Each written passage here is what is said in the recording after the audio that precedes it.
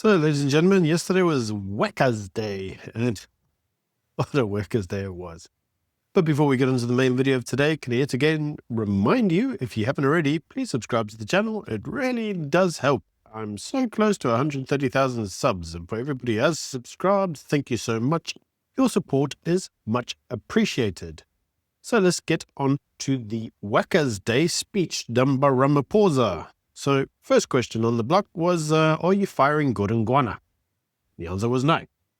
He says that, interestingly enough, he says this idea that you have budgets, they get voted down, they go back to parliament, people discuss them.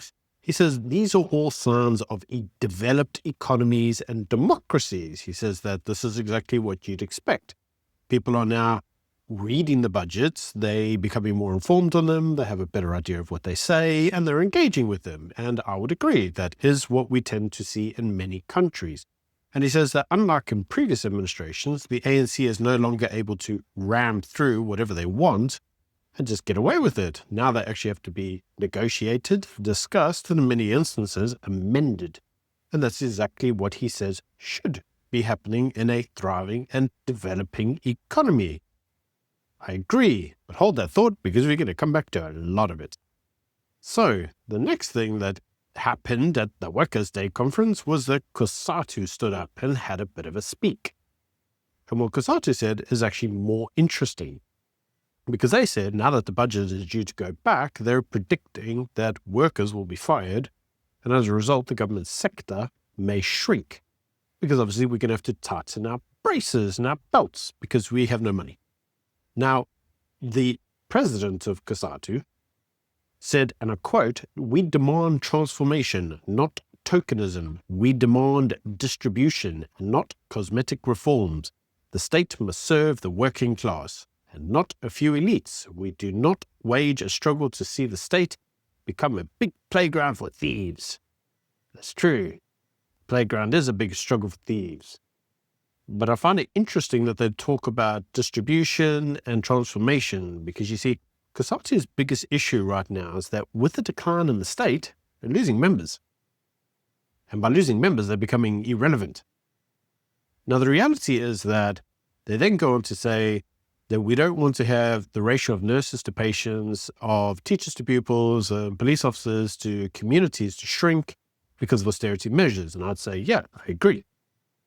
But the issue isn't actually that we don't want to employ more. The problem is we don't want to employ more on the current inflated wage bill. Because the minute these guys get involved with COSATU or whatever the other unions they may be involved in, they're asking for above inflation pay rises, like 12% pay rises, plus this bonus and that bonus and this much money for existing and what. It's a constant issue. And it's an issue that the fiscus is unable to keep on top of. The fiscus is unable to sustain it. So the reality is that it's causing budgetary pressures. So the president of COSATU says, well, you need some money, go tax the wealthy. He says we must stimulate economic growth, create jobs, and tax the wealthy. Look, my guy, there's creating jobs for the sake of creating jobs. Then there's economic growth. Creating jobs does not stimulate economic growth. Economic growth is created by being creative. You need to build stuff. You need to be constructive. You need to sell things for a profit. A profit needs to be reinvested in people and capital and growing your business and what. We understand this in a capitalist economy. But what you're asking to do, and even by your own words, is you're asking to redistribute what's in the economy already. And the problem is, you're redistributing the economy into irrelevance because the tax base is shrinking based on the stupid junk that you're doing in order to create more jobs for the workers. This isn't how you create economic growth. This isn't economic growth. It's creating jobs, putting bigger demands on the tax base, getting nothing for it, building nothing. There's no progression at all, apart from in the waistlines of many of these union bosses. And then we're just left with big debt, which is factual.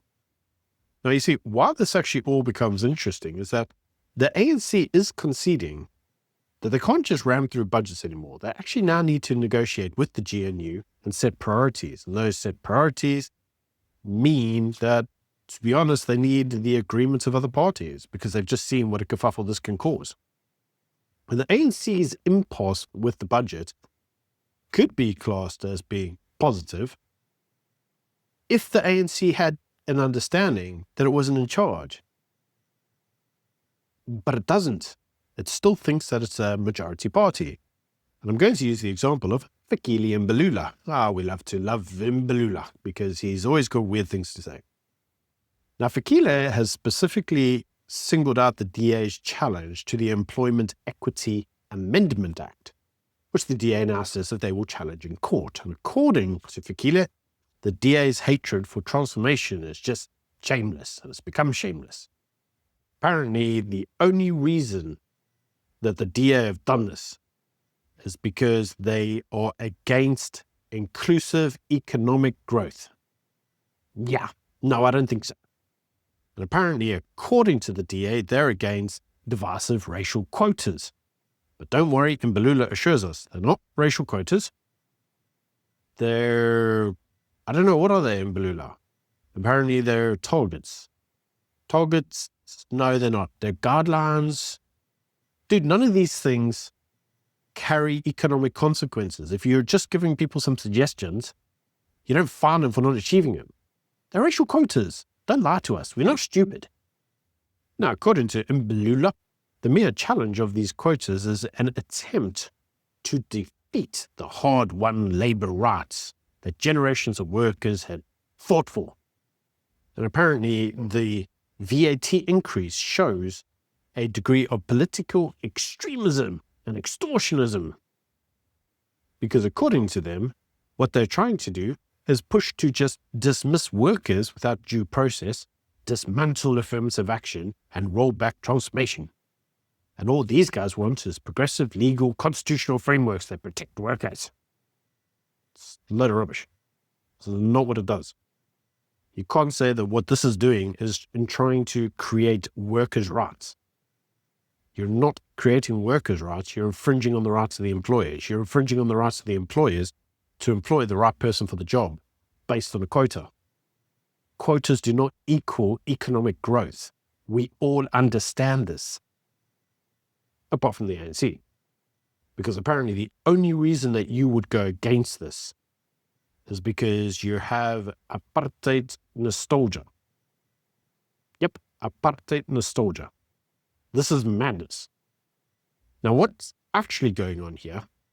Fikile says that the only reason that we have these are to reflect regional realities, support SMEs, hold employers accountable in state contracts. These reforms are modest, rational, and necessary. They basically legislate white men out of jobs. That's what they do. They basically tell an employer exactly who they can hire and based on what quotas, based on gender and color, not experience and qualification.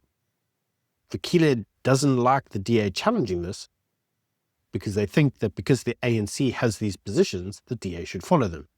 And he makes that very clear because he says that the DA has been anti-Bella bills, NHR bill, Expropriation Act, and so forth and so forth. Yes, the DA have an electoral mandate that is not the ANC's electoral mandate. They are not following the exact same political policies and positions as the ANC. They have their own.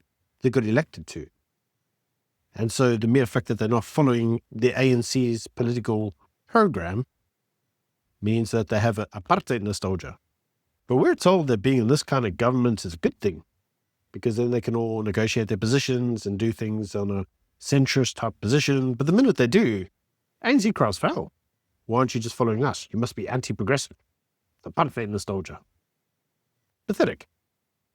Now, if you actually really want to see what actual economic growth could look like, why don't you read this article? Because this article says that basically proudly South African should be an economic signal, and we need to promote being proudly South African, products that are proudly South African. You read the whole article, the words white, black, or colored, or race are not mentioned once. In fact, what they actually encourage is the rise of local-made goods. And if the local-made goods are made for a specific product, which they encourage manufacture of local-made goods, these should be promoted and sold in stores. And we should make it clear that these are products that were made and sold in South Africa by South Africans. And that almost degree of localization, as opposed to just having Chinese manufacturers making everything that we buy and consume, should be promoted as a good thing. And that brand is what we should all be relying on, because then we grow our economy. The people that make or manufacture those goods are supported locally. We don't have to go abroad. Everybody progresses. We create enough of it, we can sell it abroad. Hey, we can become an actual developing economy. That's inclusive. That's economic growth right there. This is how you do it.